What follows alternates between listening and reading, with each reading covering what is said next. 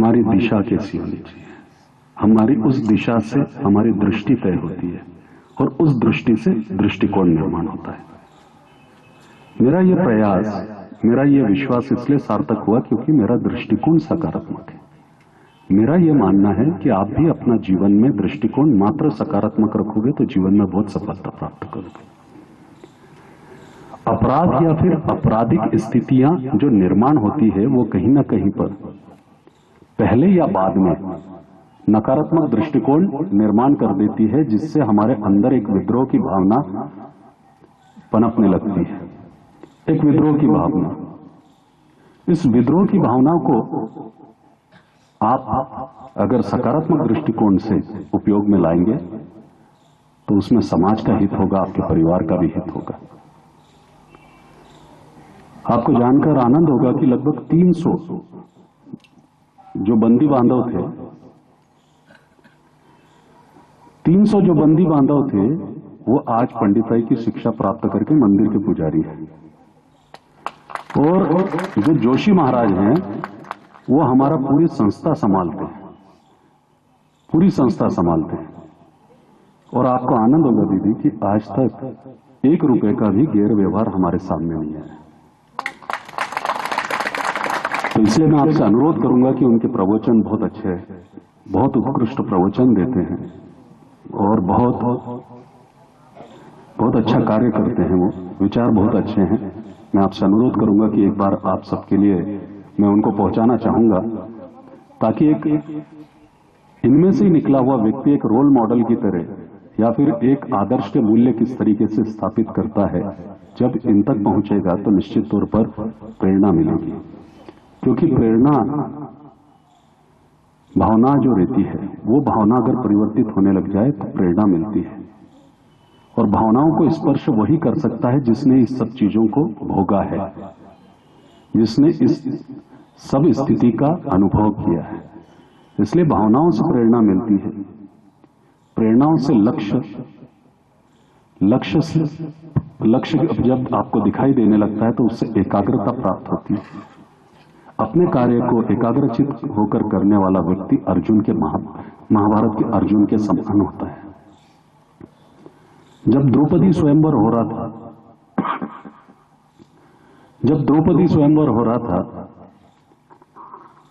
तो उस समय पर मगध सम्राट जरासंध थे, शिशुपाल थे, चेदी के युवराज कर्ण थे, एक से एक वीर द्रौपदी स्वयंवर में मौजूद थे।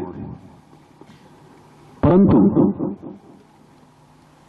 किसी महायोद्धा की दृष्टि धृष्टद्युम्न की वीरता पे थी, जो द्रौपदी के भाई थे। किसी वीर की दृष्टि,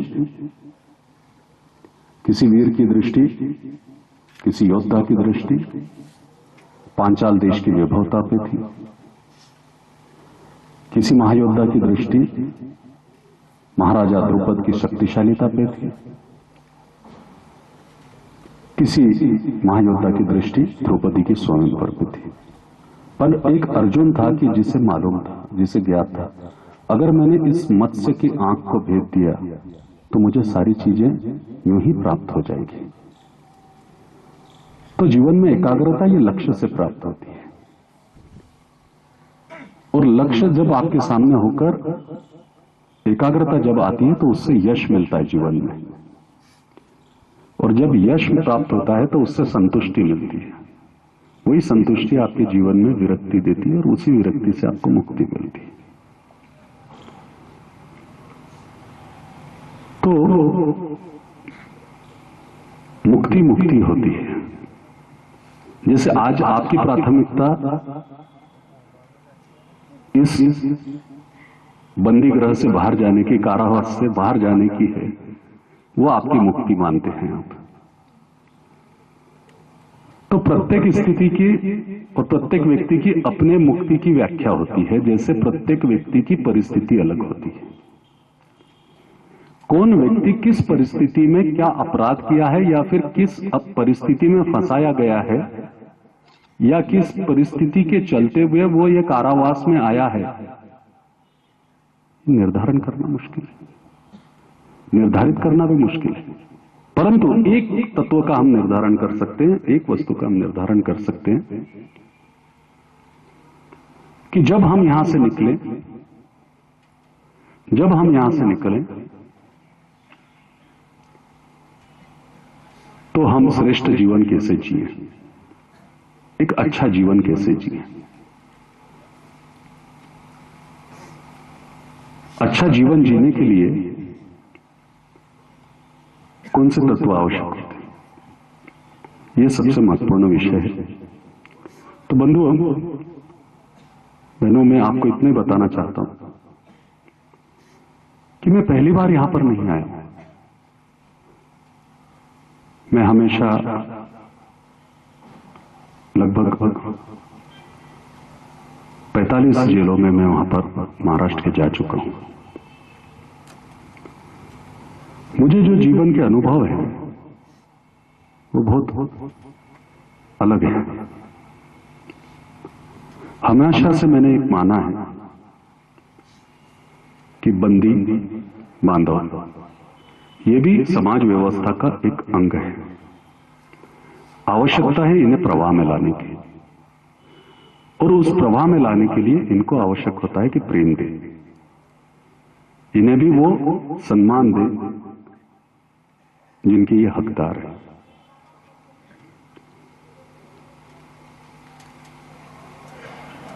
तो जब वो चोर का बेटा अकेले में जब बैठता था तो अकेले में बैठकर हमेशा इस बात को सोचता था कि मेरा क्या अपराध है, मेरा क्या अपराध है।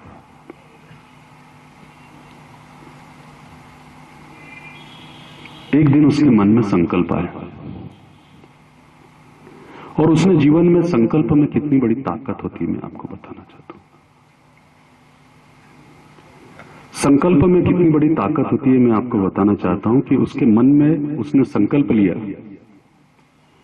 और संकल्पित होते ही उसने बोला कि कैसी भी परिस्थिति हो, कैसी भी स्थिति हो, कोई मुझे कुछ भी बोले, परंतु मैं अपना दृष्टिकोण सकारात्मक रखूंगा जीवन के प्रति। और जीवन सकारात्मक रखने के कारण दृष्टिकोण, इतना सा बच्चा स्कूल में पढ़ रहा है, जीवन सकारात्मक दृष्टिकोण रखने के कारण उसका आत्मविश्वास बढ़ गया। उसका आत्मविश्वास बढ़ गया। जब उसका आत्मविश्वास बढ़ा तो उसका ध्यान लक्ष्य के समान हुआ जैसा अर्जुन का था। और जैसे ही उसका ध्यान केंद्रित हुआ तो सब लोग उसके आसपास बैठकर जब भी उसको चिढ़ाते थे या फिर कुछ भी बोलते थे तो उसका उस पर कोई प्रभाव नहीं पड़ता था। कुछ दिन बाद मेहनत करके एकाग्रचित होकर वो आईएएस की परीक्षा उत्तीर्ण करता है और कलेक्टर हो जाता है। देखिए, विपरीत परिस्थितियां हैं उसके साथ में, विपरीत परिस्थितियां हैं। कलेक्टर हो जाता है, चोर जेल से छूटता है, सोचता है अपने बेटे से मिल लेता हूं। जब वो अपने बेटे से मिलने के लिए आता है तो सब लोग क्या बोलते हैं, जो कल तक उस बच्चे को चोर का बेटा बोलते थे, जब ये चोर उसको मिलने के लिए आता है तो लोग बोलने लग जाते हैं कि कलेक्टर साहब के पिताजी आए, कलेक्टर साहब के पिताजी आए हैं। देखिए, समाज कैसा बदलता है, दृष्टिकोण कैसा बदल जाता है, दृष्टि कैसी बदल जाती है, जीवन बदला जाता है, जीवन बदला जाता है। कई बार हम सोचते हैं कि हमारे को निरपराध यहां पर क्यों डाल दिया गया, हमने तो कोई अपराध नहीं किया। परंतु उस दृष्टिकोण को मैं जोड़कर एक उदाहरण देना चाहता हूं। एक बार एक व्यक्ति साइकिल से जा रहा था, दूसरा व्यक्ति स्कूटर पे आ रहा था। स्कूटर पे आते आते जैसे साइकिल सवार उसके सामने आया, वो स्कूटर से टकरा गया। स्कूटर से टकराते ही स्कूटर वाले व्यक्ति ने स्कूटर रोका, नीचे उतरा और साइकिल वाले में 2 लपड़ चढ़ दी जोर से, और वो संभल पाता उसके पहले अपना स्कूटर चालू किया और चले गए। 20 दिन के पश्चात वही स्कूटर वाला एक जगह से जा रहा था, एक गाड़ी आती है, वो स्कूटर से टकराती है, वो नीचे गिरता है। जब तक वो उठता है उसके पहले वो गाड़ी वाला उतर के उसमें 2 लपड़ मारता है और आगे चले जाता है। स्कूटर वाला सोचता मेरी क्या गलती थी, मुझे तो इसने टक्कर मारी, मैं तो नीचे गिर गया था। पर वो ये भूल गया था कि 20 दिन पहले उसने भी साइकिल वाले को कहीं ना कहीं टक्कर मारा था। कई बार हमें लगता है कि हमें किस अपराध की शिक्षा मिल रही है, परंतु बंधुओं बहनों,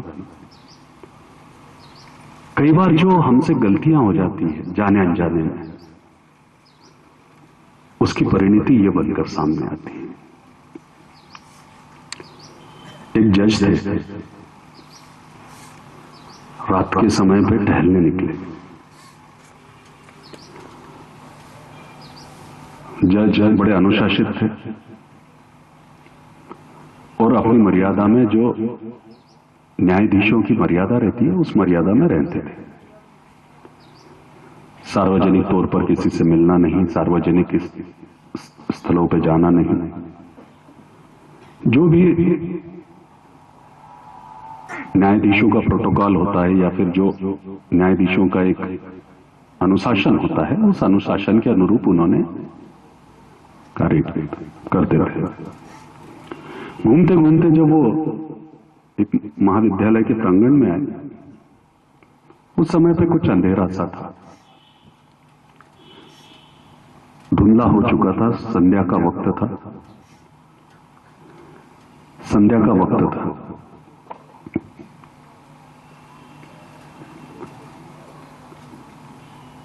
इतने में वो देखते हैं कि एक व्यक्ति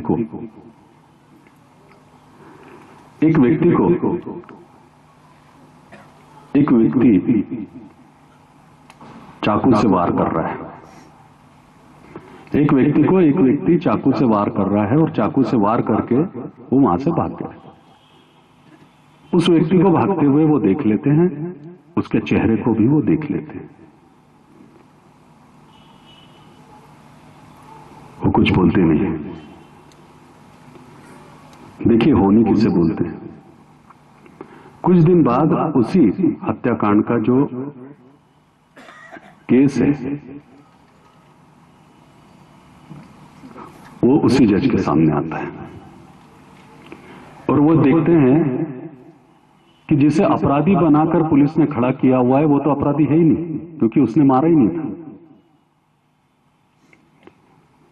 जिसने मारा था उसे वो देख चुके थे। विचार में पड़ जाते हैं। जिसे मारा गया और जिसने मारा, वो दोनों ही एक वृद्ध विधवा मां के बेटे थे। दोनों की माताएं वृद्ध थी और विधवा थी। दोनों की माताएं वृद्ध थी और विधवा थी। दोनों के ही एक बेटे थे। पहले जो मारा गया था उसकी माता न्यायाधीश के पास में आती है, न्यायाधीश महोदय के पास में, न्यायमूर्ति के पास में आती है और कहती है, मेरा एक ही बेटा था, मेरे जीने का सहारा था, मेरी आस थी, उसे भी मार दिया गया। अब मैं किसके सहारे जीऊंगी? मैं चाहती हूं कि अपराधी को कड़ी से कड़ी सजा मिले। बाद में जिसे अपराधी बनाकर खड़ा किया गया था, उसकी माता बोलती है कि मेरा बेटा तो मेरे सामने भोजन कर रहा था, मैं ही उसे परोस रही थी, मैं ही उसकी मां हूं। मेरा भी जीवन जीने का एकमात्र सहारा है। साहब, मैं विधवा हूं, वृद्ध हूं, मैं असत्य नहीं बोलूंगी, मेरे बेटे ने अपराध नहीं किया। न्यायमूर्ति को तो मालूम था कि उसने अपराध नहीं किया, पर जो सबूत थे वो इतने पुख्ता थे और सबूत इतने मजबूत थे कि जिसे अपराधी बनाया गया था उसके छूटने के कोई आसार ही नहीं थे। उससे तो सजा निश्चित ही होनी है। एक तरफ सजा मिलना देना तय है क्योंकि सबूत इस तरह से है, न्यायमूर्ति के सामने प्रश्न है, और दूसरी तरफ एक निरपराध है। फैसले का दिन आता है, रात भर वो सोते नहीं, कमरे में टहलते रहते हैं कि एक निरपराध व्यक्ति को मेरे हाथ से सजा होने वाली है, जो मैं जानता हूं कि जिसने अपराध नहीं किया, जिसने अपराध नहीं किया, जिसने अपराध नहीं किया।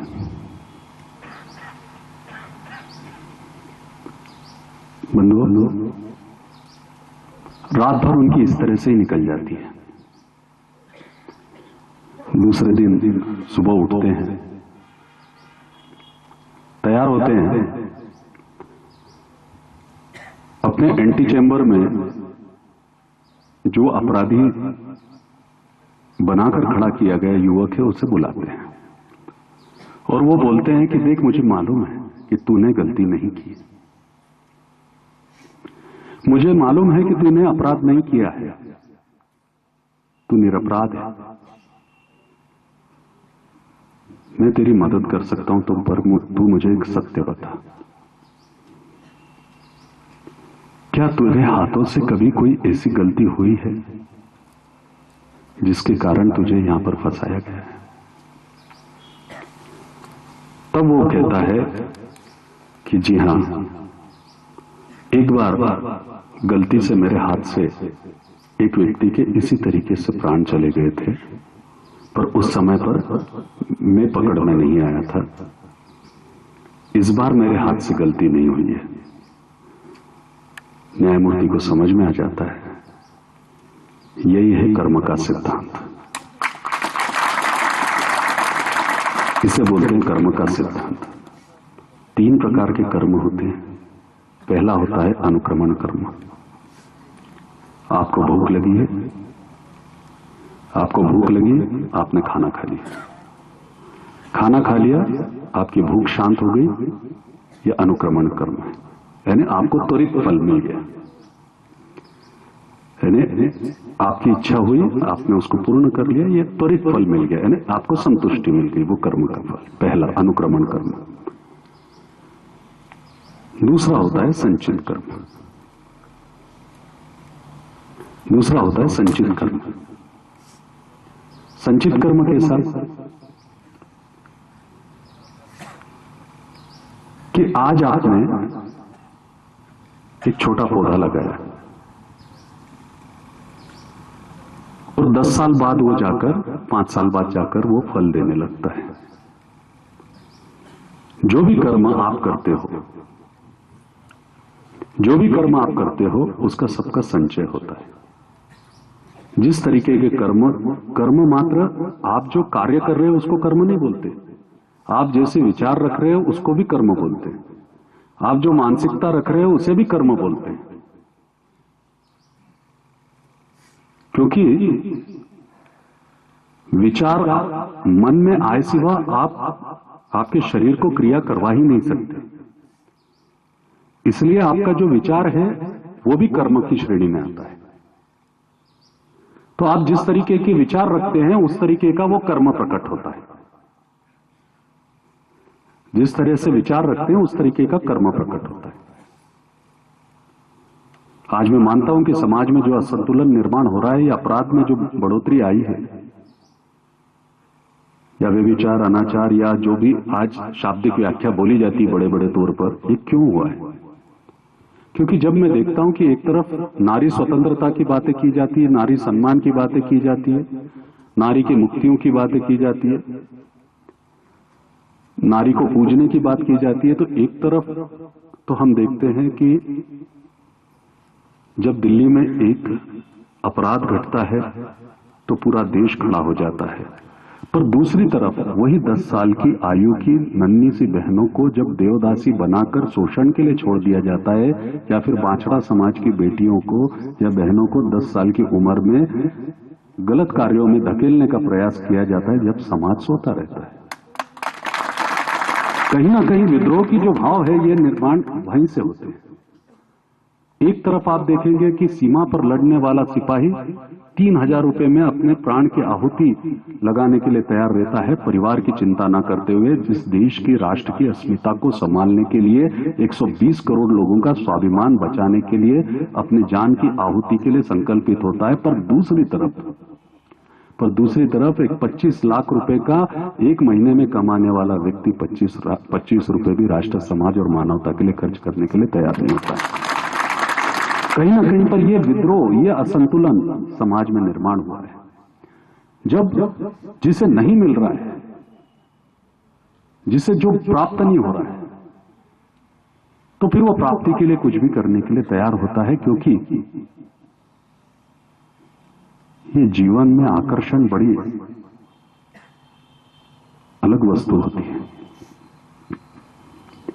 ये जीवन में आकर्षण का बड़ा महत्व होता है, चकाचौंध आकर्षण जिसे हम कहते हैं। इसमें अपराध भी हो जाता है और निरपराधी भी फंस जाते हैं, क्योंकि चकाचौंध का अर्थ यह होता है कि कुछ दिखाई ना दे जिसके आगे, अंधत्व प्राप्त हो जाए। इसलिए आज जिसके पास संसाधन है वो छूट जाएगा, और जिसके पास संसाधन नहीं है वो फंस जाएगा, चाहे उसने अपराध किया हो या नहीं किया हो। परंतु आज मुझे यह नहीं कहना है, मैं इतना सच बताना चाहता हूं कि समाज में अगर सच्चा समाजवाद की बातें हम करें तो इस अव्यवस्था को हम समाप्त कर सकते हैं। मैं एक छोटा सा उदाहरण देता हूं कि हम हर वर्ष 32,000 जो बंदी बांधव हैं उनके बच्चों को छात्रवृत्ति देते हैं। दीदी, आपको आनंद होगा कि बंदियों के बच्चों के लिए हमने रेसिडेंशियल स्कूल चालू किया, क्योंकि इनसे जो गलती हुई है या फिर जो इनसे गलती नहीं हुई है उसकी सजा इनके परिवार को नहीं भोगना चाहिए। और जब ये अंदर हो तो इनको ये पता होना चाहिए कि नहीं, समाज ने हमारे परिवार को स्वीकारा है, सम्मान दिया है, संभाला है, ताकि बाहर आते से ही ये समाज की सेवा में लग जाए। इस भावना से हमने ये कार्य किया। दूसरी बात, हमने जो सबसे एक ब्रिटिश के समय से है ना, जब अंग्रेज थे उसके समय से सबसे ज्यादा आपराधिक समाज के तौर पर पहचाने जाने वाला पारधी समाज। महाराष्ट्र में पारधी समाज एक बड़े प्रमाण पर है। सुबह 7 बजे से घर की माता बहनें, बच्चे, बुजुर्ग सब जो है ताड़ी पीना चालू कर देते हैं, और लूटपाट करना, अन्य जितने भी गुनाह हैं संगठित वो करना, इसमें लिप्त रहते थे। आज आपकी शुभकामनाओं से 875 बच्चे हैं ना, पहली बार उस पारधी समाज का हमने स्कूल डाला। 875 बच्चे हैं। पहला स्कूल है स्वतंत्रता पहले का और स्वतंत्रता बाद का। 65 साल में पहली बार पहला शिक्षित समाज का जो वर्ग है वो निकल के आया। और दीदी, आपको आश्चर्य होगा कि जब हम उनको लेके आए थे तो उनमें से 48 बच्चे जन्म से नहीं आए थे।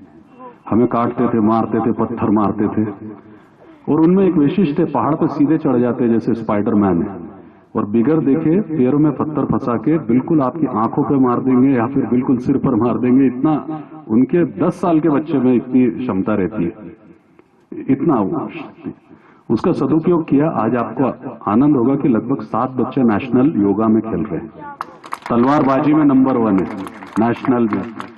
12 बच्चे इंजीनियरिंग कर रहे हैं जो कि पूना में हमने रखे हुए हैं। उसमें से कृष्णा करके बच्चा है, उसको मैं आप जब बताएंगे, आप एक तिथि निर्धारित कर लें, सुंदर प्रवचन करता है, सुंदर कथा करता है, उपदेश देता है, और हमने इन्हीं बच्चों के माध्यम से 10,000 परिवारों को अपराध मुक्त और व्यसन मुक्त करने का कार्य किया। कौन कहता है नहीं सुधरता है कोई? आप उन्हें अपनाइए तो सही। अपेक्षित छोड़ना, किसी को अपमानित करना, किसी का तिरस्कार करना, यह तो बहुत आसान है, पर संकल्प में बड़ी शक्ति होती है। जैसे चोर का बेटा आयस हो सकता है, एक किसान का बेटा भैयू महाराज हो सकता है। धर्म व्यवस्था के माध्यम से मैंने कभी मठ नहीं बनाए, मंदिर नहीं बनाए। मेरे लिए तुम लोग जिंदा मंदिर हो। मैं सच बताता हूं कि अगर तुम्हारे अंदर का वो सत्व और वो तत्व, अगर वो ऊर्जा, वो शक्ति अगर समाज के उपयोग में आने लग जाए, और तुम ये सोच लो कि मेरा एक बार ये जीवन, आज जो तुम समझ रहे हो कि जीवन व्यर्थ जा रहा है, मेरा जीवन दिशाहीन है, भाइयों मैं तुमसे आग्रह करूंगा, तुम छूट के आओ, बाहर आओ, मेरे साथ जुड़ के काम करो अच्छी तरह से। देखिए तुम्हें भी सम्मान मिलेगा, समाज तुम्हें भी स्वीकारेगा। मैं चाहता हूं इस देश में एक जोशी महाराज न हो, परंतु इस देश में हर व्यक्ति एक जोशी महाराज जैसा हो। तो संचित कर्म का यह फल होता है। तो संचित का अर्थ होता है कि आज आपने बोया है, कल काटेंगे, जैसे वो जज साहब वाला उदाहरण है। और तीसरा होता है प्रावर्ध। प्रारब्ध क्या रहता है, प्रावर्ध कर्म क्या रहता है? जैसे तुमने 100 कर्म किए दिन भर में, 100 कर्म में से 40 कर्म अच्छे किए और 60 बुरे किए, तो 40 कर्म कट गए और 60 वैसे के वैसे रह जाते हैं। उसमें से 60 बुरे किए, 40 अच्छे किए, तो 20 कर्म आपके बच गए बुरे। 40 में से अच्छे में से 40 बुरे गए, 20 बच गए। वो अकाउंट में, जैसे बैंक में अपन पैसे जमा करते हैं खर्चा के बाद में, ऐसे कर्म जमा होते जाते हैं। और जब कर्म जमा होते जाते हैं, और हो सकता है कि आपको शरीर छोड़ना पड़ जाता है, और जब आप अगला जन्म लेते हैं तो वो की वही कर्म जो है, जो कि प्रावर्धन है, जो डिपॉजिट है, जैसे पिता चले गया तो बच्चे को डिपॉजिट मिल जाता है, बैंक में जमा पैसा मिल जाता है, पूंजी मिल जाती है, उसी तरीके से वो पूंजी आपके बाटे में अगले जन्म में आ जाती है। तो इस जन्म में अपराध नहीं किया तो वो पूंजी आपके पास में आ गई, कहीं ना कहीं पर पूर्व जन्म का जो अपराध किया हुआ था, जैसे अपन चांटा मार के भूल गए, चांटा मार के भूल गए, और बाद में जो है उसका तो अपने को स्मरण नहीं रहा। परंतु नियति की प्रक्रिया देखिए, नियति का सिद्धांत देखिए कि उसी को आपके सामने लाके खड़ा कर दिया। नियति हमेशा सामने लाकर खड़े कर देती। इसलिए इस बात का दुख मत करो कि आज आप यहां पर हो, इस बात का आक्रोश भी मत करो, इस बात का क्रोध भी मत करो कि आपको फंसा दिया गया है। अरे ये तो वो जगह है कि जहां पर महात्मा गांधी से लेकर पंडित जवाहरलाल नेहरू ने भी अपना समय व्यतीत किया है। अरे कारागृह में आना है तो चाहे तुम्हारे रूप में आऊं, चाहे मेरे रूप में आऊं, आना तो कारागृह में हमारे को अगर योग है तो आना ही पड़ा है ना। किसी भी स्तर पे आए, किसी भी स्थिति से आए, आना तो हमारे को पड़ा है। अब मानते हो तुम बंदी हो, 4 दीवारियों में अगर कैद को अगर बंदी बोला जाए, मैं तुम लोगों को बंदी मानने से ज्यादा उन लोगों को बंदी मानता हूं जो गुलामी करते हैं, जो चापलूसी करते हैं, जो चाटोखोरीता करते हैं, जिन्हें लोग शोषण करते हैं, वो बंदी है। जो खुद का निर्णय नहीं ले सकते, खुद का जीवन जी नहीं सकते, जो दूसरों पे आश्रित हैं, उनको बंदी बोला जाता है। बंदी तुम्हें नहीं बोला जाता। तुम तो मानसिक रूप से स्वतंत्र हो, आत्मिक रूप से स्वतंत्र हो। तुम्हारा सिर्फ शरीर बांधा गया है, तुम्हारे शरीर को एक 4 दीवारी में रोका गया है। परंतु उनका क्या कि जिनके विचारों को ही कैद हो गई होगी, और उनके विचार ही इतने कुंद पड़ गए होंगे कि एक आधे ऐसे व्यक्ति के पैर पड़ते हैं जिसने राष्ट्र, समाज और मानवता के लिए कुछ नहीं किया, या ऐसे व्यक्ति का अनुसरण करते हैं कि जिसका समाज के प्रति, मानवता के प्रति कोई योगदान नहीं रहा। स्वाभिमान से जीना यानी कारागृह से मुक्ति है, और अपमान युक्त जीवन जीना, गुलामी करना, यह सबसे बड़ी कारागृह की स्थिति है, चाहे वो बाहर भी हो। कितने लोग हैं जो बाहर खुले में घूमते हैं, खुले में रहने के कारण ही मात्र उनका जीवन वो बंदी है या बंदी नहीं है, ये नहीं कहा जा सकता। आप कारागृह में हो इसलिए बंदी, वो बाहर है इसलिए बंदी नहीं, ऐसा नहीं। वो बाहर हैं फिर भी वो बंदी हो सकते हैं और रहते हैं। उसका कारण ऐसा है कि ना तो उनके पास में खुद के विचार होते हैं, अंधा अनुसरण करते हैं, ना ही खुद के पास में निर्णय क्षमता होती है। जो खुद को स्वतंत्र न रख पाए, जो खुद स्वतंत्र नहीं है, वो बंदी है। जो स्वतंत्रता पूर्वक जी ना पाए, वो बंदी है। पर जो स्वतंत्रता से जिए, चाहे वो 4 दीवारी में क्यों ना हो, वो बंदी नहीं मानता हूं। परमात्मा ने एक साधु है जो हिमालय में जाकर कठिन से कठिन तप करता है, एक गुफा में बैठकर सालों तक तप करता है, वो भी तो एक बंदी के समान ही है। पर वहां जाकर वो चिंतन करता है और अपने समय का सदुपयोग करता है। परमात्मा ने तुम्हारे को ये समय, जो कुछ युवा मैं यहां पर देख रहा हूं, इसलिए पहुंचाया है। कुछ बुजुर्गों को भी मैंने देखा है, सारे उम्र के साथी माता बहनों को मैंने देखा है। परमात्मा ने तुम्हारे को यहां पर इसलिए पहुंचाया है कि जो कुछ प्रारब्ध कर्म था उसको तो तुम भोग रहे हो, परंतु आगे का तुम्हारा जीवन सार्थक हो सके उसके लिए चिंतन करो और सकारात्मक सोचो। इसलिए जितने भी कारागृह है उसमें वाचनालय की स्थापना करने का मेरा मूल उद्देश्य है कि कहीं ना कहीं पर सद्गुण आपकी भावना से जुड़ जाए तो मूल संवेदना जागृत हो जाए, और मूल संवेदना अगर जागृत हो जाएगी तो आपके अंदर का वो स्वाभिमान आपको समाज की विपरीत परिस्थितियों से लड़ने के लिए शक्ति देगा और आप अपने जीवन का कुछ न कुछ पहचान बना सकेंगे।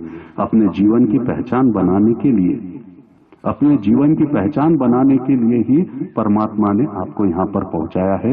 इस समय का आप सदुपयोग करिए, व्यर्थ में समय मत गमाइए, क्योंकि समय के पहले जो निर्णय लेता है समय उसका साथ देता है। समय के पहले जो निर्णय लेता है समय उसका साथ देता है। जो समय पर निर्णय लेता है समय उसका विचार करता है। समय निकल जाने के बाद में जो निर्णय लेता है समय उसे गुलाम बना लेता है। जिंदगी भर गुलामी करनी है या फिर समय को अपने अनुरूप बनाना है, ये अपने को देखना है।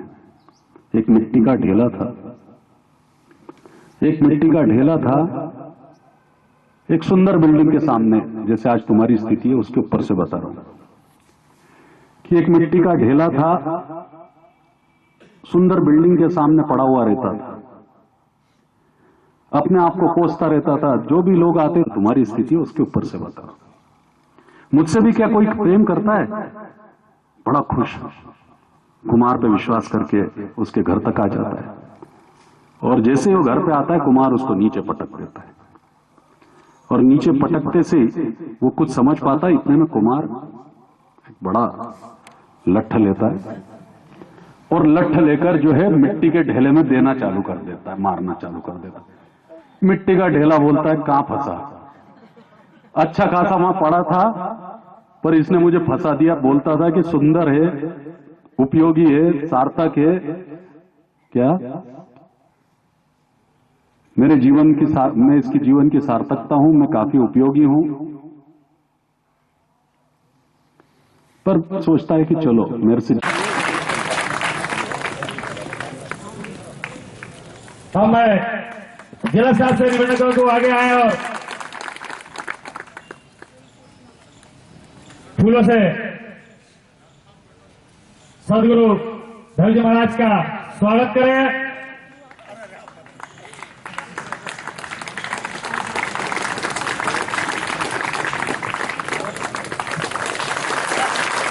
मैं अपने आशुर अधिकारी नागर साहब से अनुरोध करूं तो आगे आए और माला पहनाकर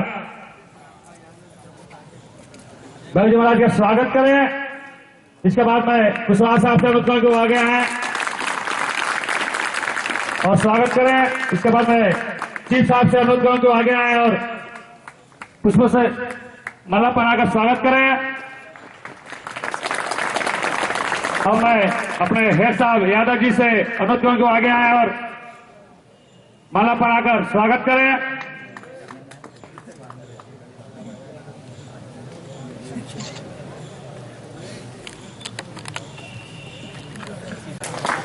और मैं कैदी भाइयों में मैं तंवर सिंह बेस जी से अनुरोध करूं को आगे आए और पुष्प और श्रीफल से सदगुरु परम पूज्य भाई जी महाराज का स्वागत करें।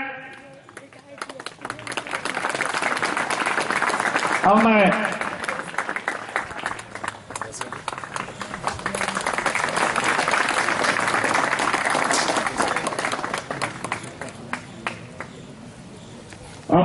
जेल परिवार के सभी बंदीगण एवं कर्मचारी भाइयों की तरफ से परम पूज्य सदगुरु श्री भाई जी महाराज का चरण वंदन करता हूं, प्रणाम करता हूं और दिल से हार्दिक अभिनंदन करता हूं। संत महात्माओं को, समाज सेवकों को, विचारवंतों को मैं स्मरण करते हुए वंदन करता हूं। मेरे सम्मुख उपस्थित समाज के, राष्ट्र के माता बहनों, भाइयों, पितृशक्तियों, आप सभी को मेरा प्रेम पूर्वक अभिनंदन।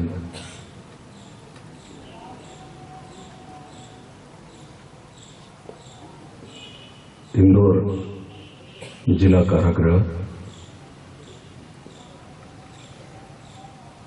के जेल अधीक्षक आदरणीय श्री सुश्री शिफाली दीदी तिवारी, आदरणीय श्री विद्याभूषण जी प्रसाद साहेब, उप अधीक्षक आदरणीय श्री डांगर साहब, सहायक अधीक्षक आदरणीय सुश्री उज्ज्वला दीदी वाघमारे, सहायक अधीक्षक आदरणीय श्री कुशवाहा साहब, सहायक अधीक्षक एवं समस्त जिला कारागृह के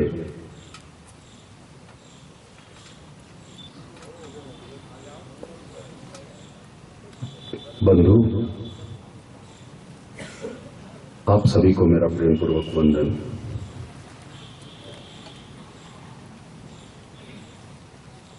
तीस जनवरी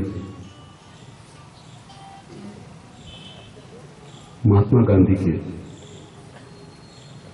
पुण्य स्मृति को स्मरण करते हुए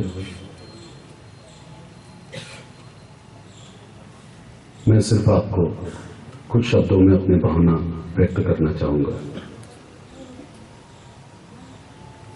मैं प्रवचन देने के बजाय मैं आपको कुछ जो मेरे अंदर के भाव हैं या कोई उपदेश देने के बजाय मेरे जो अंदर के जो भावना है वो शब्दों के रूप में आप तक पहुंचाने की मेरी इच्छा है। बंधु,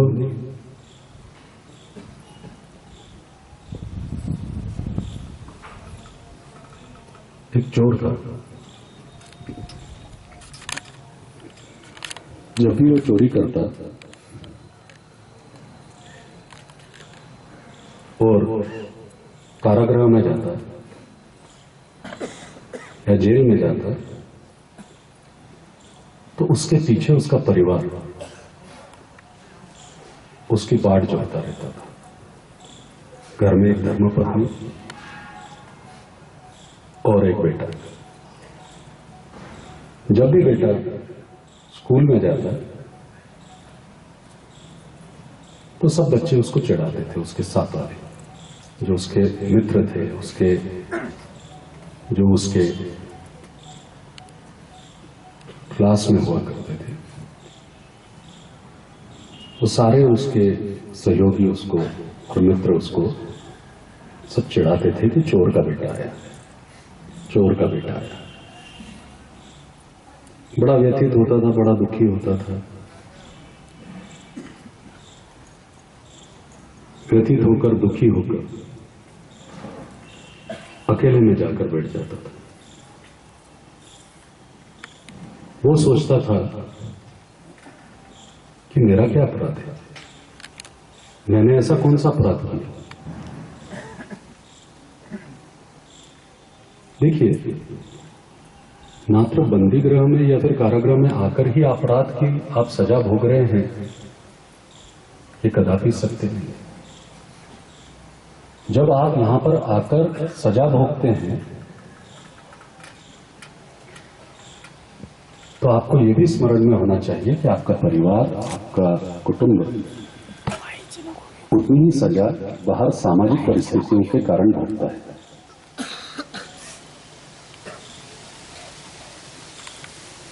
दोनों ही सजा भोगते हैं, एक अधिकृत अपराधी के तौर पर और एक अनाधिकृत निरपराधी के तौर पर। एक व्यक्ति का क्रोध, आवेग में लिया गया निर्णय या क्षण भर का जो गुस्सा है या फिर जो क्रोध है, उसमें लिया गया जो निर्णय है, या फिर सामाजिक परिस्थितियों के चलते हुए जो असंतुलन निर्माण हुआ है, उस असंतुलन के को जवाबदार में ठहराते हुए मैं इतना ही कहना चाहूंगा कि जो लालसा हमारे मन में निर्माण होती है और उस लालसा में हम कहीं ना कहीं पर सामाजिक परिस्थितियों में और समाज में अपना स्थान पाने के लिए कोई संगठित किंवा असंगठित अपराध कर लेते हैं। जरूरी नहीं है कि यहां पर आने वाला हर व्यक्ति ने अपराध किया है।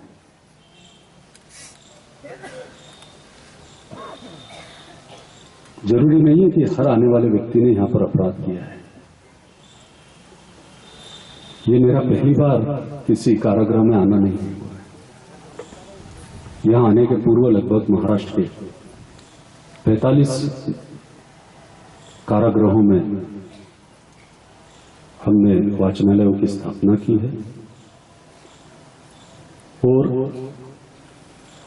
कंप्यूटर प्रशिक्षण केंद्र भी हमने स्थापित किए। इतना ही नहीं, जो 17 साल की उम्र की सजा भोग कर बाहर निकले हैं, उन्हें मुख्य प्रवाह में लाने के लिए आज आपको आनंद होगा। और मैं आदरणीय दीदी से भी अनुरोध करूंगा कि हमारे जोशी महाराज हैं, उन्हें फांसी की सजा हुई थी, सुप्रीम कोर्ट ने उसे बदलकर उम्र कैद में तब्दील किया था। और उम्र कैद में तब्दील होने के बाद में जब वो 17.5 वर्ष बाद में जब वो कारागृह से बाहर आए, तो उन्हें मुख्य प्रवाह में लाने के लिए उन्हें हमने पूर्ण पुरोहिती की शिक्षा दी, पंडिताई की शिक्षा दी। और भाइयों, आज आपको जानकर आनंद होगा कि कल का जो जोशी अपराधी कह के कहलाए जाते थे, आज वो जोशी महाराज करके समाज में पूजे जाते। बहुत कुछ हम पर निर्भर करता है। हमारी दिशा कैसी होनी चाहिए, हमारी उस दिशा से हमारी दृष्टि तय होती है और उस दृष्टि से दृष्टिकोण निर्माण होता है। मेरा यह प्रयास, मेरा यह विश्वास इसलिए सार्थक हुआ क्योंकि मेरा दृष्टिकोण सकारात्मक है। मेरा यह मानना है कि आप भी अपना जीवन में दृष्टिकोण मात्र सकारात्मक रखोगे तो जीवन में बहुत सफलता प्राप्त करोगे। अपराध या फिर आपराधिक स्थितियां जो निर्माण होती है, वो कहीं ना कहीं पर पहले या बाद में नकारात्मक दृष्टिकोण निर्माण कर देती है, जिससे हमारे अंदर एक विद्रोह की भावना पनपने लगती है। एक विद्रोह की भावना, इस विद्रोह की भावना को आप अगर सकारात्मक दृष्टिकोण से उपयोग में लाएंगे तो उसमें समाज का हित होगा, आपके परिवार का भी हित होगा। आपको जानकर आनंद होगा कि लगभग 300 जो बंदी बांधव थे, 300 जो बंदी बांधव थे, वो आज पंडिताई की शिक्षा प्राप्त करके मंदिर के पुजारी हैं। और जो जोशी महाराज हैं, वो हमारा पूरी संस्था संभालते हैं, पूरी संस्था संभालते हैं। और आपको आनंद होगा दीदी कि आज तक 1 रुपए का भी गैर व्यवहार हमारे सामने नहीं है।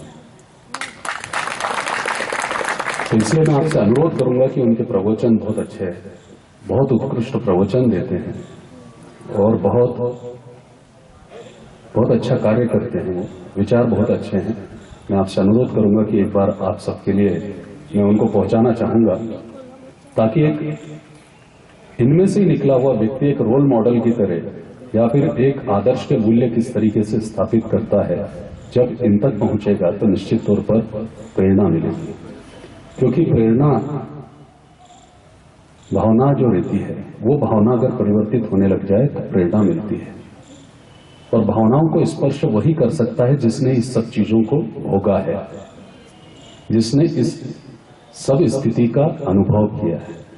इसलिए भावनाओं से प्रेरणा मिलती है, प्रेरणाओं से लक्ष्य जब आपको दिखाई देने लगता है तो उससे एकाग्रता प्राप्त होती है। अपने कार्य को एकाग्रचित होकर करने वाला व्यक्ति अर्जुन के महाभारत के अर्जुन के समान होता है। जब द्रौपदी स्वयंवर हो रहा था तो उस समय पर मगध सम्राट जरासंध थे, शिशुपाल थे, चेदी के युवराज कर्ण थे। एक से एक वीर द्रौपदी स्वयंवर में मौजूद थे, परंतु किसी महायोद्धा की दृष्टि धृष्टद्युम्न की वीरता पे थी, जो द्रौपदी के भाई थे। किसी वीर की दृष्टि किसी योद्धा की दृष्टि पांचाल देश की वैभवता पे थी। किसी महायोद्धा की दृष्टि महाराजा द्रुपद की शक्तिशालीता पे थी। किसी महायोद्धा की दृष्टि द्रौपदी की स्वयं पर थी।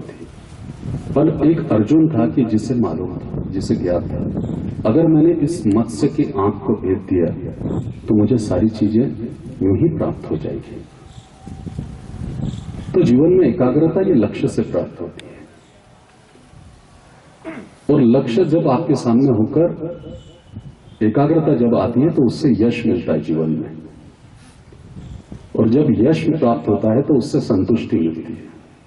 वही संतुष्टि आपके जीवन में विरक्ति देती है और उसी विरक्ति से आपको मुक्ति मिलती है। तो मुक्ति होती है। जैसे आज आपकी प्राथमिकता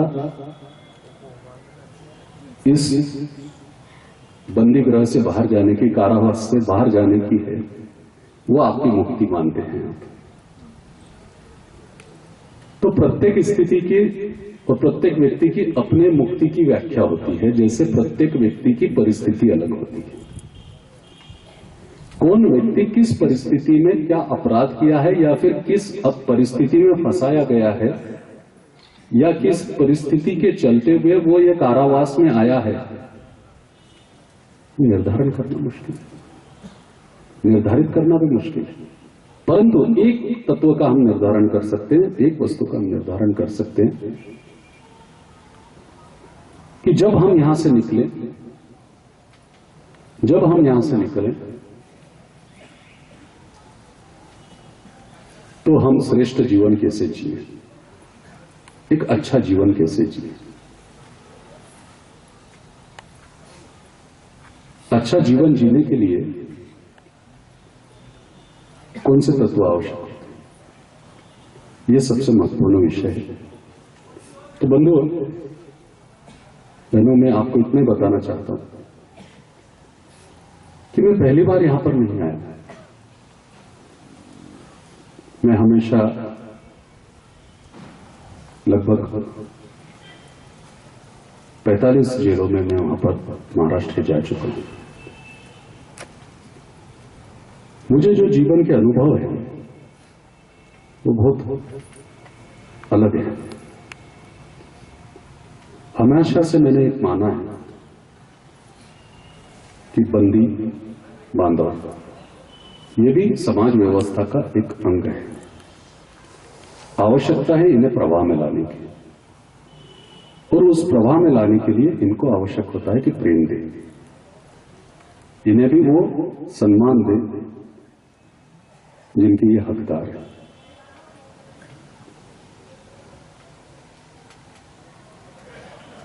तो जब वो चोर का बेटा अकेले में जब बैठता था तो अकेले में बैठकर हमेशा इस बात को सोचता था कि मेरा क्या अपराध है, मेरा क्या अपराध है।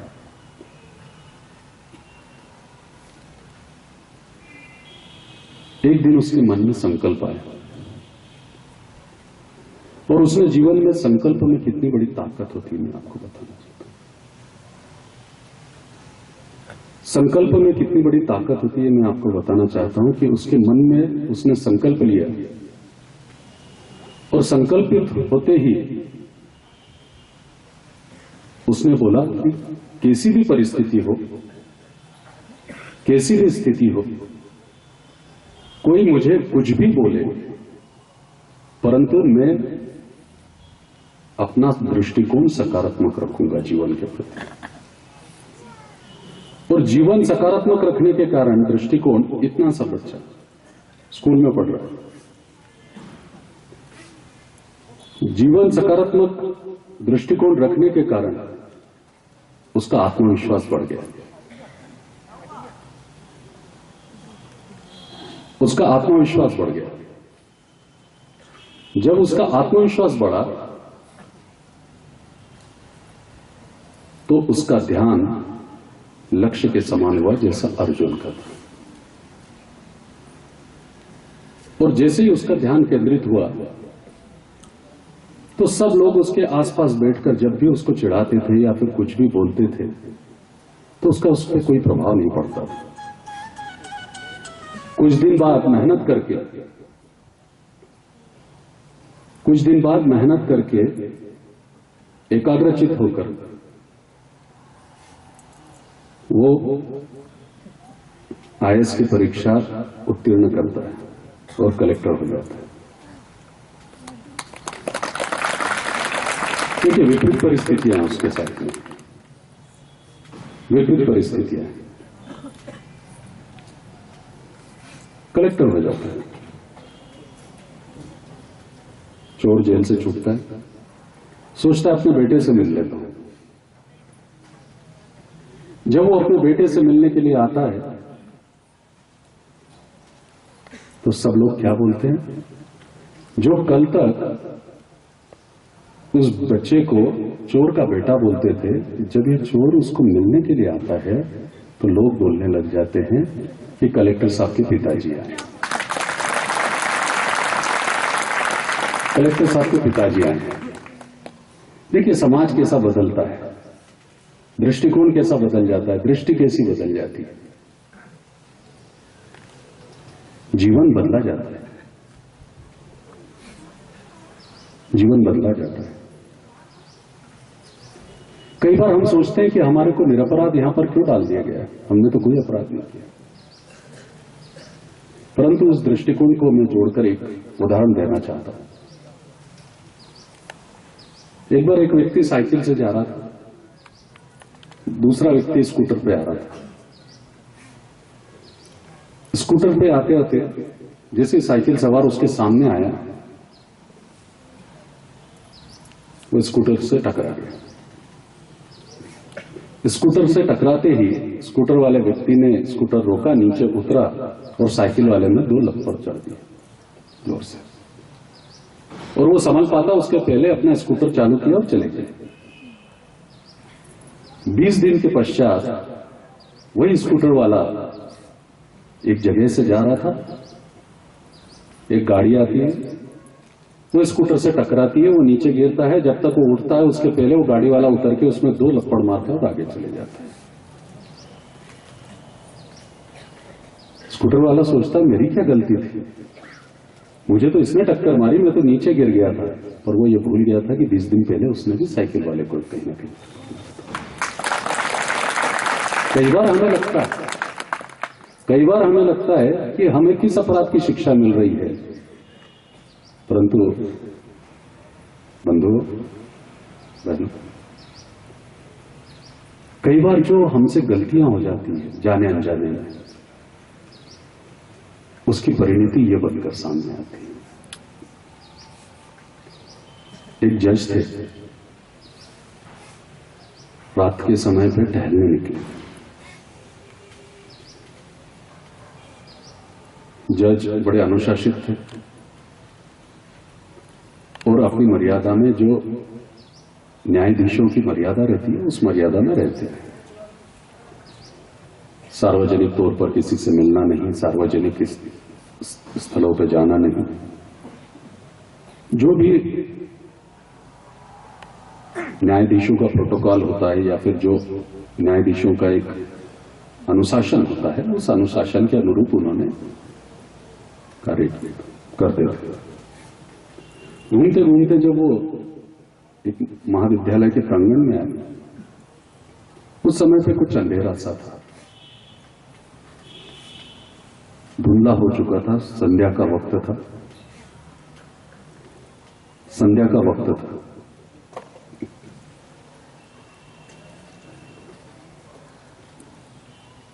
इतने में वो देखते हैं कि एक व्यक्ति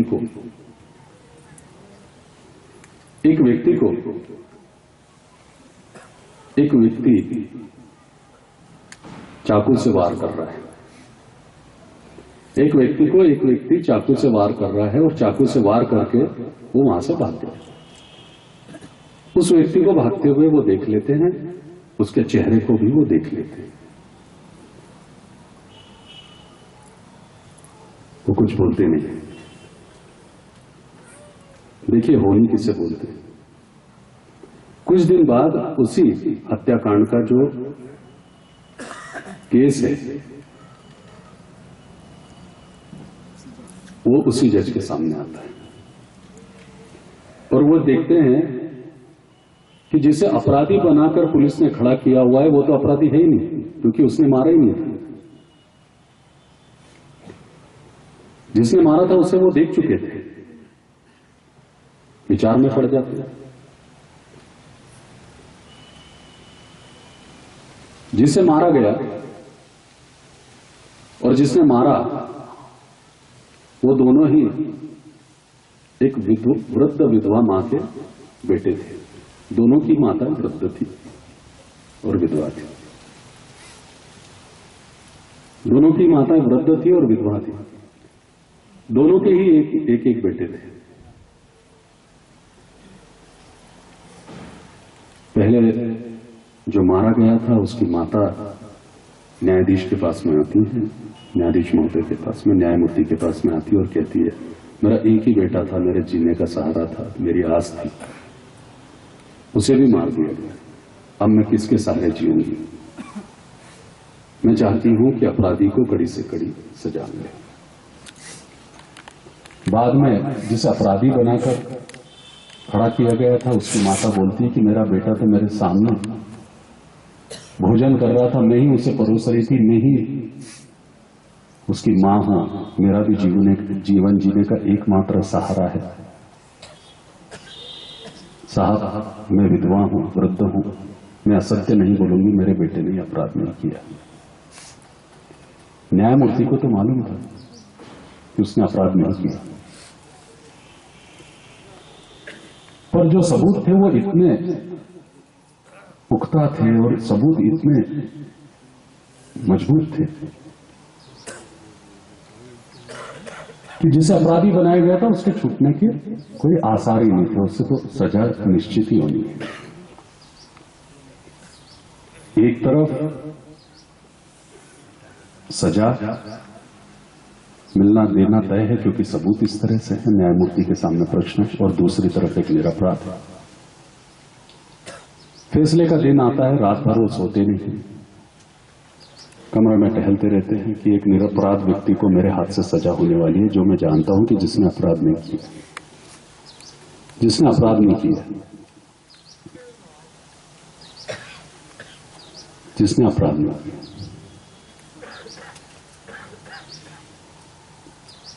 बंधुओं, रात भर उनकी इस तरह से ही निकल जाती है। दूसरे दिन सुबह उठते हैं, तैयार होते हैं, अपने एंटी चैम्बर में जो अपराधी बनाकर खड़ा किया गया युवक है उसे बुलाते हैं और वो बोलते हैं कि देख, मुझे मालूम है कि तूने गलती नहीं की, मुझे मालूम है कि तूने अपराध नहीं किया है, तू निरपराध है, मैं तेरी मदद कर सकता हूं, तो पर तू मुझे एक सत्य बता, क्या तुझे हाथों से कभी कोई ऐसी गलती हुई है जिसके कारण तुझे यहां पर फंसाया गया?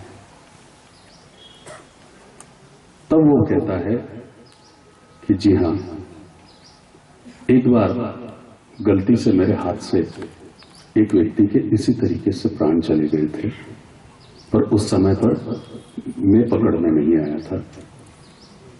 इस बार मेरे हाथ से गलती नहीं हुई है। न्यायमूर्ति को समझ में आ जाता है, यही है कर्म का सिद्धांत, इसे बोलते हैं कर्म का सिद्धांत। 3 प्रकार के कर्म होते हैं। पहला होता है अनुक्रमण कर्म। आपको भूख लगी है, आपने खाना खा लिया, खाना खा लिया, आपकी भूख शांत हो गई, यह अनुक्रमण कर्म है, यानी आपको त्वरित फल मिल गया, यानी आपकी इच्छा हुई, आपने उसको पूर्ण कर लिया, यह त्वरित फल मिल गया, यानी आपको संतुष्टि मिल गई, वो कर्म करना, पहला अनुक्रमण कर्म। दूसरा होता है संचित कर्म। दूसरा होता है संचित कर्म। संचित कर्म कैसा? कि आज आपने एक छोटा पौधा लगाया और 10 साल बाद वो जाकर, 5 साल बाद जाकर वो फल देने लगता है। जो भी कर्म आप करते हो, उसका सबका संचय होता है। जिस तरीके के कर्म मात्र आप जो कार्य कर रहे हो उसको कर्म नहीं बोलते, आप जैसे विचार रख रहे हो उसको भी कर्म बोलते हैं, आप जो मानसिकता रख रहे हो उसे भी कर्म बोलते हैं। क्योंकि विचार मन में आए सिवा आप आपके शरीर को क्रिया करवा ही नहीं सकते, इसलिए आपका जो विचार है वो भी कर्म की श्रेणी में आता है। तो आप जिस तरीके के विचार रखते हैं उस तरीके का वो कर्म प्रकट होता है। जिस तरह से विचार रखते हैं उस तरीके का कर्म प्रकट होता है। आज मैं मानता हूं कि समाज में जो असंतुलन निर्माण हो रहा है या अपराध में जो बढ़ोतरी आई है, या व्यभिचार, अनाचार, या जो भी आज शाब्दिक व्याख्या बोली जाती है बड़े बड़े तौर पर, ये क्यों हुआ है? क्योंकि जब मैं देखता हूं कि एक तरफ नारी स्वतंत्रता की बातें की जाती है, नारी सम्मान की बातें की जाती है, नारी की मुक्तियों की बातें की जाती है, नारी को पूजने की बात की जाती है, तो एक तरफ तो हम देखते हैं कि जब दिल्ली में एक अपराध घटता है तो पूरा देश खड़ा हो जाता है, तो दूसरी तरफ वही 10 साल की आयु की नन्ही सी बहनों को जब देवदासी बनाकर शोषण के लिए छोड़ दिया जाता है, या फिर बाछड़ा समाज की बेटियों को या बहनों को 10 साल की उम्र में गलत कार्यों में धकेलने का प्रयास किया जाता है, जब समाज सोता रहता है। कहीं ना कहीं विद्रोह की जो भाव है ये निर्माण वहीं से होते हैं। एक तरफ आप देखेंगे कि सीमा पर लड़ने वाला सिपाही 3,000 रुपए में अपने प्राण की आहुति लगाने के लिए तैयार रहता है, परिवार की चिंता ना करते हुए, जिस देश की राष्ट्र की अस्मिता को संभालने के लिए 120 करोड़ लोगों का स्वाभिमान बचाने के लिए अपनी जान की आहुति के लिए संकल्पित होता है। पर दूसरी तरफ एक 25 लाख रुपए का एक महीने में कमाने वाला व्यक्ति 25 रुपए भी राष्ट्र, समाज और मानवता के लिए खर्च करने के लिए तैयार नहीं होता। कहीं ना कहीं पर ये विद्रोह, ये असंतुलन समाज में निर्माण हुआ है। जब जिसे नहीं मिल रहा है, जिसे जो प्राप्त नहीं हो रहा है, तो फिर वो प्राप्ति के लिए कुछ भी करने के लिए तैयार होता है, क्योंकि ये जीवन में आकर्षण बड़ी अलग वस्तु होती है। ये जीवन में आकर्षण का बड़ा महत्व होता है, चकाचौंध आकर्षण जिसे हम कहते हैं।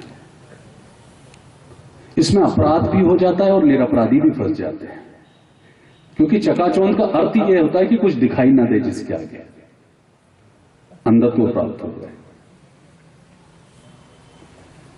इसलिए आज जिसके पास संसाधन है वो छूट जाएगा, और जिसके पास संसाधन नहीं है वो फंस जाएगा, चाहे उसने अपराध किया हो या नहीं किया हो। परंतु आज मुझे यह नहीं कहना, मैं इतना सच बताना चाहता हूं कि समाज में अगर सच्चा समाजवाद की बातें हम करें तो इस अव्यवस्था को हम समाप्त कर सकते हैं। मैं एक छोटा सा उदाहरण देता हूं कि हम हर वर्ष 32,000 जो बंदी बांधव हैं उनके बच्चों को छात्रवृत्ति देते हैं। दीदी, आपको आनंद होगा कि बंदियों के बच्चों के लिए हमने रेसिडेंशियल स्कूल चालू किया, क्योंकि इनसे जो गलती हुई है या फिर जो इनसे गलती नहीं हुई है उसकी सजा इनके परिवार को नहीं भोगना चाहिए। और जब ये अंदर हो तो इनको ये पता होना चाहिए कि नहीं, समाज ने हमारे परिवार को स्वीकारा है, सम्मान दिया है, संभाला है, ताकि बाहर आते से ही ये समाज की सेवा में लग जाए। इस भावना से हमने ये कार्य किया। दूसरी बात, हमने जो सबसे एक ब्रिटिश के समय से, यानी जब अंग्रेज थे उसके समय से सबसे ज्यादा आपराधिक समाज के तौर पर पहचाने जाने वाला पारधी समाज। महाराष्ट्र में पारधी समाज एक बड़े प्रमाण पर है। सुबह 7 बजे से घर की माता बहनें, बच्चे, बुजुर्ग सब जो है ताड़ी पीना चालू कर देते हैं, और लूटपाट करना, अन्य जितने भी गुनाह हैं संगठित वो करना, इसमें लिप्त रहते थे। आज आपकी शुभकामनाओं से 875 बच्चे हैं, पहली बार उस पारधी समाज का हमने स्कूल डाला। 875 बच्चे हैं। पहला स्कूल है स्वतंत्रता पहले का और स्वतंत्रता बाद का। 65 साल में पहली बार पहला शिक्षित समाज का जो वर्ग है वो निकल के आया। और दीदी, आपको आश्चर्य होगा कि जब हम उनको लेके आए थे तो उनमें से 48 बच्चे जन्म से नहीं आए थे। हमें काटते थे, मारते थे, पत्थर मारते थे। और उनमें एक विशिष्ट है, पहाड़ पर सीधे चढ़ जाते जैसे स्पाइडरमैन, और बिगर देखे पैरों में पत्थर फंसा के बिल्कुल आपकी आंखों पे मार देंगे या फिर बिल्कुल सिर पर मार देंगे। इतना उनके 10 साल के बच्चे में इतनी क्षमता रहती है, इतना उसका सदुपयोग किया। आज आपको आनंद होगा कि लगभग 7 बच्चे नेशनल योगा में खेल रहे हैं, तलवारबाजी में नंबर 1 नेशनल में। 12 बच्चे इंजीनियरिंग कर रहे हैं जो कि पूना में हमने रखे हुए हैं। उसमें से कृष्णा करके बच्चा है, उसको मैं आप जब बताएंगे आप एक तिथि निर्धारित कर लें। सुंदर प्रवचन करता है, सुंदर कथा करता है, उपदेश देता है, और हमने इन्हीं बच्चों के माध्यम से 10,000 परिवारों को अपराध मुक्त और व्यसन मुक्त करने का कार्य किया। कौन कहता है नहीं सुधरता? आप उन्हें अपनाइए तो सही। अपेक्षित छोड़ना, किसी को अपमानित करना, किसी का तिरस्कार करना, यह तो बहुत आसान है। पर संकल्प में बड़ी शक्ति होती है। जैसे चोर का बेटा आईएएस हो सकता है, एक किसान का बेटा भैयू महाराज हो सकता है। धर्म व्यवस्था के माध्यम से मैंने कभी मठ नहीं बनाए, मंदिर नहीं बनाए। मेरे लिए तुम लोग जिंदा मंदिर हो। मैं सच बताता हूं कि अगर तुम्हारे अंदर का वो सत्व और वो तत्व, अगर वो ऊर्जा, वो शक्ति अगर समाज के उपयोग में आने लग जाए, और तुम ये सोच लो कि मेरा एक बार ये जीवन, आज जो तुम समझ रहे हो कि जीवन व्यर्थ जा रहा है, मेरा जीवन दिशाहीन है, भाइयों मैं तुमसे आग्रह करूंगा, तुम छूट के आओ, बाहर आओ, मेरे साथ जुड़ के काम करो अच्छी तरह से। देखिए तुम्हें भी सम्मान मिलेगा, समाज तुम्हें भी स्वीकारेगा। मैं चाहता हूं इस देश में एक जोशी महाराज न हो, परंतु इस देश में हर व्यक्ति एक जोशी महाराज जैसा हो। तो संचित कर्म का यह फल होता है। तो संचित का अर्थ होता है कि आज आपने बोया है, कल काटेंगे, जैसे वो जज साहब वाला उदाहरण है। और तीसरा होता है प्रावर्ध। प्रारब्ध क्या रहता है? प्रावर्ध कर्म क्या रहता है? जैसे तुमने 100 कर्म किए दिन भर में, 100 कर्म में से 40 कर्म अच्छे किए और 60 बुरे किए, तो 40 कर्म कट गए और 60 वैसे की वैसे रह जाते हैं। उसमें से 60 बुरे किए, 40 अच्छे किए, तो 20 कर्म आपके बच गए बुरे। 40 में से अच्छे में से 40 बुरे गए, 20 बच गए। वो अकाउंट में, जैसे बैंक में अपन पैसे जमा करते हैं खर्चा के बाद में, ऐसे ही कर्म जमा होते जाते हैं। और जब कर्म जमा होते जाते हैं, और हो सकता है कि आपको शरीर छोड़ना पड़ जाता है, और जब आप अगला जन्म लेते हैं तो वो की वही कर्म जो है, जो कि प्रावधान है, जो डिपॉजिट है, जैसे पिता चले गया तो बच्चे को डिपॉजिट मिल जाता है, बैंक में जमा पैसा मिल जाता है, पूंजी मिल जाती है, उसी तरीके से वो पूंजी आपके बाटे में अगले जन्म में आ जाती है।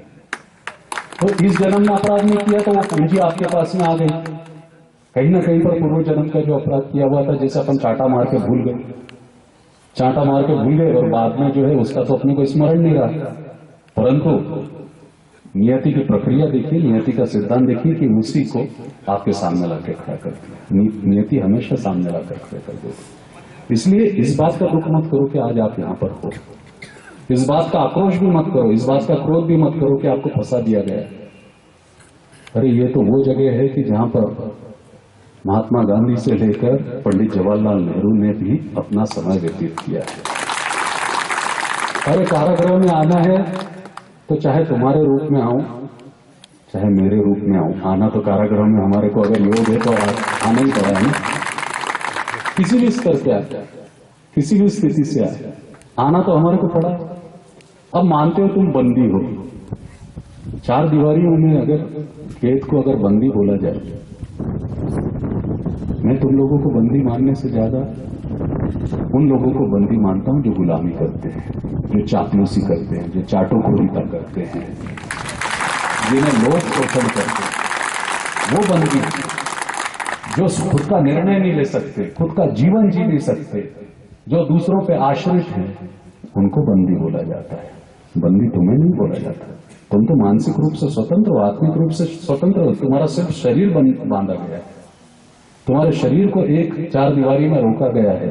परंतु उनका क्या कि जिनके विचारों को ही कैद हो गई होगी, और उनके विचार ही इतने कुंद पड़ गए होंगे कि एक आधे ऐसे व्यक्ति के पैर पड़ते हैं जिसने राष्ट्र, समाज और मानवता के लिए कुछ नहीं किया, या ऐसे व्यक्ति का अनुसरण करते हैं कि जिसका समाज के प्रति, मानवता के प्रति कोई योगदान नहीं था।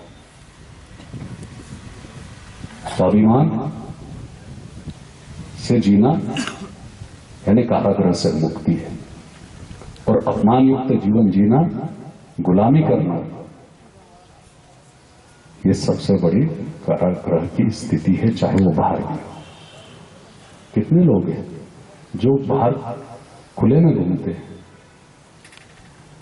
खुले में रहने के कारण ही मात्र उनका जीवन वो बंदी है या बंदी नहीं है, ये नहीं कहा जा सकता।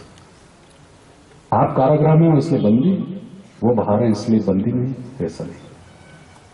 वो बाहर हैं फिर भी वो बंदी हो सकते हैं और रहते हैं।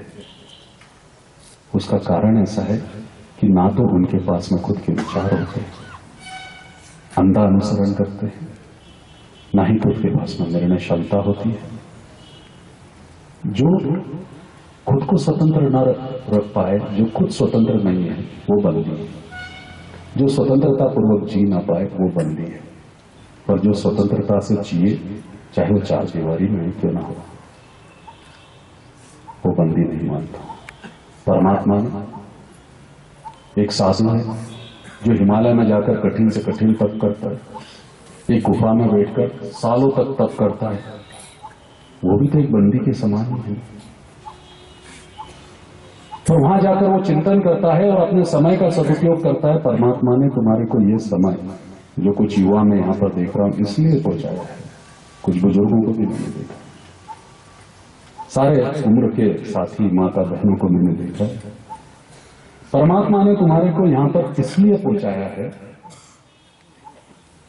कि जो कुछ प्रारब्ध कर्म था उसको तो तुम भोग रहे हो, परंतु आगे का तुम्हारा जीवन सार्थक हो सके उसके लिए चिंतन करो और सकारात्मक सोचो। इसलिए जितने भी कार्यक्रम है इसमें वाचनालय की स्थापना करने का मेरा मूल उद्देश्य है कि कहीं ना कहीं पर सद्गुण आपकी भावना से जुड़ जाए तो मूल संवेदना जागृत हो जाए, और मूल संवेदना अगर जागृत हो जाएगी तो आपके अंदर का वो स्वाभिमान आपको समाज की विपरीत परिस्थितियों से लड़ने के लिए शक्ति देगा, और आप अपने जीवन का कुछ न कुछ पहचान बना सकेंगे। अपने जीवन की पहचान बनाने के लिए, अपने जीवन की पहचान बनाने के लिए ही परमात्मा ने आपको यहाँ पर पहुंचाया है।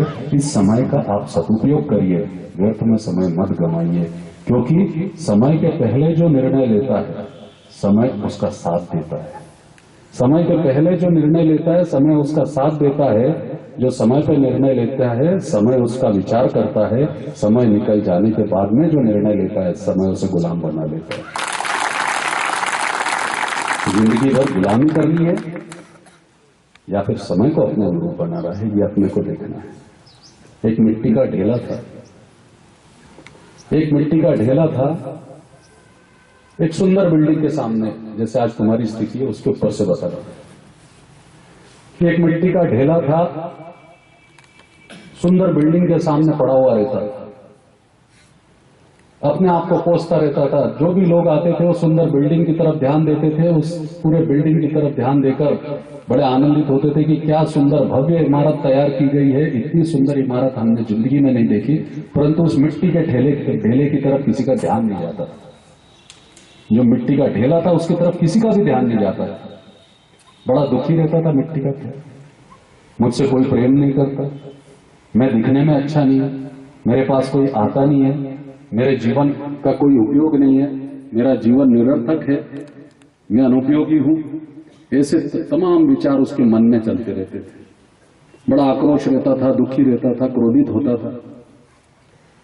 पर एक दिन एक कुमार वहां से जाता है और जाते जाते कुमार की दृष्टि उस मिट्टी के ढेले पर पड़ती है, और जैसे मिट्टी के ढेले को देखता है तो कुमार बोलता है, वाह क्या सुंदर।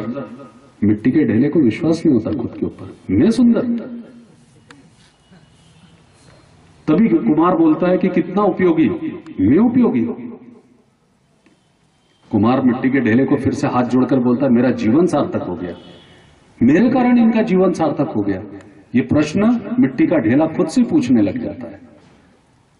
ये सब सोचता ही है, इतने में कुमार उसको प्रेम से उठा लेता है, उठा के लेके और अपने घर पे आ जाता है।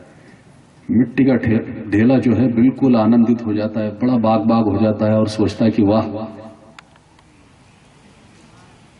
क्या सुंदर, मैं उपयोगी हूं, मेरा जीवन सार्थक है, मैं सुंदर हूं, मुझसे भी कोई प्रेम करता है। आज जो तुम्हारी स्थिति है उसके ऊपर से बताओ, मुझसे भी क्या कोई प्रेम करता है।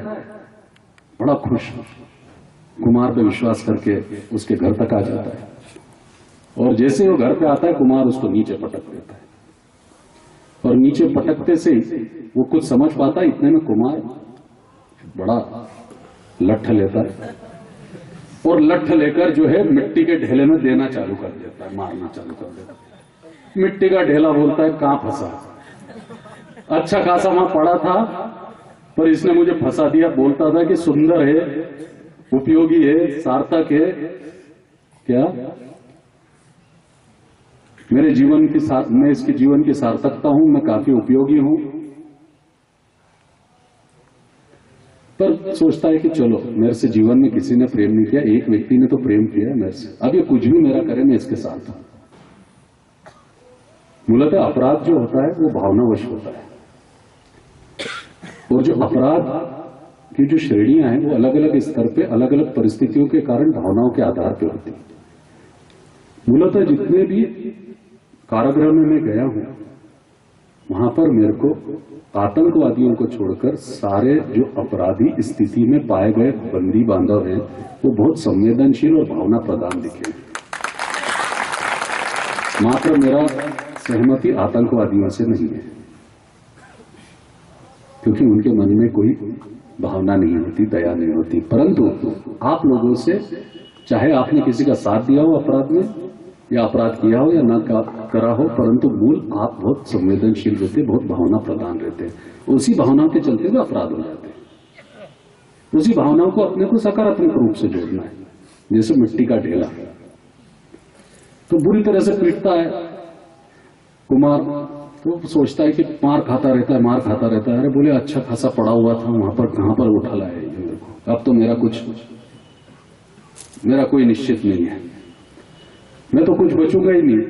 पूरा अंग अंग टूटने लगता है, पूरा शरीर बिखर जाता है, मिट्टी के ढेले का स्वरूप ही नष्ट हो जाता है, और बारीक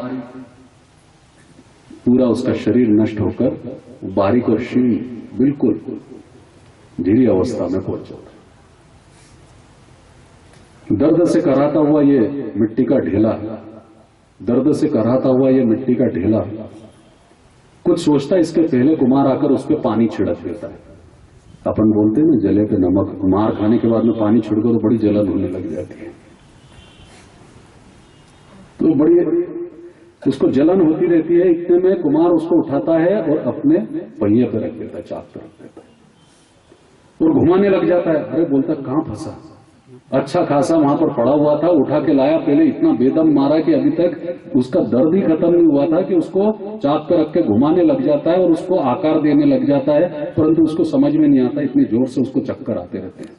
वो बोलता है कि मैं कहां फंस गया, मुझे सुंदर बोलता था, सार्थक बोलता था, उपयोगी बोलता था, पर मेरा तो स्वरूप ही नष्ट कर दिया, मेरा तो संपूर्ण स्वरूप ही इसने नष्ट कर दिया। बंधुओं, ये विचार करते हुए फिर भी उसके मन में ये सब विचार आते, परंतु फिर भी वो बोलता है कि चलो कुछ भी हो जाए, इस व्यक्ति ने मेरे से प्रेम तो किया जब मेरे से कोई नहीं करता था, मैं ये चाहे मेरे साथ अब कुछ भी करे, परंतु मैंने जो एक आस्था की डोर जो इसके साथ में बांधी है, जो विश्वास का एक बंधन इसके साथ में बांधा है, इसने मुझसे क्षण भर के लिए क्यों ना प्रेम किया हो, पर सच्चा प्रेम किया है, इसलिए मैं भी इससे प्रेम करूंगा। अब ये मेरा कुछ भी कर दे, मैं इसके साथ रहूंगा। ये सोचते सोचते कुमार उसको उठाता है, उसका आकार के साथ में कुमार उठाकर और जलते हुए अलावे में डाल देता है, भट्टी में डाल देता है। भट्टी में डालते से पूरी तरह से परेशान हो जाता है मिट्टी का ढेला। परेशान होकर बिल्कुल उसको कुछ सुधरता नहीं है। बोले कि क्या कर रहा है ये, पिटाई कर दी, पानी डाल दिया, चाक पे चढ़ा दिया, गोल घुमा दिया, चक्कर खत्म हुए नहीं कि आग में लाके पटक दिया, करना क्या चाहता है, ऐसा कोई प्रेम होता है क्या? पर सोचता है चलो परिस्थिति है, अपन ने प्रेम किया है, अपन इससे प्रेम करेंगे, एक विश्वास किया है, इस पे विश्वास रखेंगे। इस विश्वास के साथ में वो जलती हुई आग में अपने आप को संयमित रखता है, और उस संयम का परिणाम यह होता है कि जैसे ही वो भट्टी की आग बुझती है, उस भट्टी की आग बुझती है और उसको बाहर निकाला जाता है, उसको भट्टी की आग बुझती है और जैसे ही उसको बाहर निकाला जाता है, बाहर निकालकर कुमार जब उसको देखता है तो रंग इकट्ठा रंग लाता है और उस पर रंग करने लग जाता है। रंग करने के बाद में थोड़ी देर के पश्चात उसको सुखाता है और एक कांच के सामने, आईने के सामने ले जाकर खड़ा कर देता है। और जैसे ही आईने के सामने ले जाकर खड़ा कर देता है तो जो मिट्टी का ढेला किसी काम का नहीं था, जिसका जीवन अनुपयोगी था, जिसके जीवन की कोई सार्थकता नहीं थी, जो सुंदर नहीं था, वो अपने आप को देखता है तो उसको विश्वास नहीं हो पाता है, वो एक सुंदर प्यास बुझाने वाली सुराही बन जाती है, प्यास बुझाने वाली सुराही बन जाती है, जिसके जीवन की कोई सार्थकता नहीं है, जिससे कोई प्रेम नहीं करता, जो दिखने में सुंदर नहीं है, जिसका जीवन उपयोगी नहीं माना जाता, परंतु वही तत्व, वही मिट्टी का ढेला एक सुंदर सुराही का रूप ले लेता है और इतना सुंदर दिखने लगता है और सब लोग उससे अपनी प्यास बुझाते हैं। अरे जीवन उसका कितना उपयोगी हो गया, सार्थक हो गया और दिखने में कितना सुंदर हो गया। आज परिस्थिति तुम्हारे साथ नहीं है। प्रत्येक व्यक्ति के जीवन में ऐसी परिस्थिति आती है कि जब उसको ये लगता है मैं सुंदर नहीं हूं, मुझसे कोई प्रेम नहीं करता, मेरे पे कोई विश्वास नहीं करता, सब मुझ पर घृणा करते हैं, मेरा जीवन उपयोगी नहीं है, मैं अनुपयोगी हूं। परंतु अगर संयमता आपके पास में है, एक प्रेम है, विश्वास है और जीवन जीने का दृढ़ निश्चय है, तो एक दिन आप भी लोगों की प्यास बुझाने वाली सुराही बनकर सामने आओगे। ये इस तरह से उदाहरण देना चाहिए, सकारात्मक दृष्टिकोण रखना चाहिए और हमेशा हमेशा इस बात का ख्याल में रखना चाहिए कि बचकर रहना इस दुनिया के लोगों की परछाई से। इस दुनिया में लोग बना लेते पर्वतराई से। सबसे कहते फिरते थे, जब माता पिता ने जन्म लिया, जब अपन बड़े हो रहे थे तो अपन को भी बड़ा बनने का स्वप्न था, अच्छा बनने का स्वप्न था, परिवार के साथ में कुछ करने का स्वप्न था। तो सबसे कहते फिरते थे मोती लेकर लौटेंगे, मिट्टी लेकर लौटे हम सागर की गहराई से। कई बार आप सोचते हो कि हमारे साथ ऐसा क्यों हुआ? अरे नाहक आई अपनी माता पिता सब बोलते हैं कि मत करो ऐसी संगत, मत करो, पर हम बोलते हैं अरे मेरे को कोई फर्क नहीं पड़ता, क्या कोई कैसा भी हो, मैं अच्छा हूं। पर नाहक सोच रहे हो तुम पर असर ना होगा औरों का। अरे चांद भी काला पड़ जाता है धरती की परछाई से। इससे ज्यादा वक्त बुरा क्या गुजरेगा इंसानों पर, इससे ज्यादा वक्त बुरा क्या गुजरेगा इंसानों पर। नेक काम करने वाले भी डरते हैं रुसवाई से। फूल जो तुमने फेंक दिए दरिया में, उनके मत पूछो, फूल ने तुम्हारी भावना है, दरिया ने आज का समाज है। फूल जो तुमने फेंक दिए दरिया में, उनके मत पूछो, पत्थर थर थर कांप रहे दरिया की अंगड़ाई से। तुम्हें आगे बढ़ना है तो बहता पानी बन जाओ, तुम्हें आगे बढ़ना है तो बहता पानी बन जाओ। ठहरा पानी ढक जाता है एक दिन अपनी ही काई से, अपनी ही काई से, अपनी ही काई से। तो जीवन बहते पानी के समान होना चाहिए। यहां से निकलो तो बहता पानी बनो। एक ही विचार पर मत ठहरो कि हम जेल जाके आए हैं या फिर हमसे कोई अपराध हुआ है। अपराध को क्षमा, दया, साहस और संकल्प समाप्त करता है। इसी को प्रायश्चित कहा जाता है और यही तीन कर्मों का सार होता है जो कि सब श्रेणियों से ऊपर होता है। जय हिंद, जय धन्यवाद।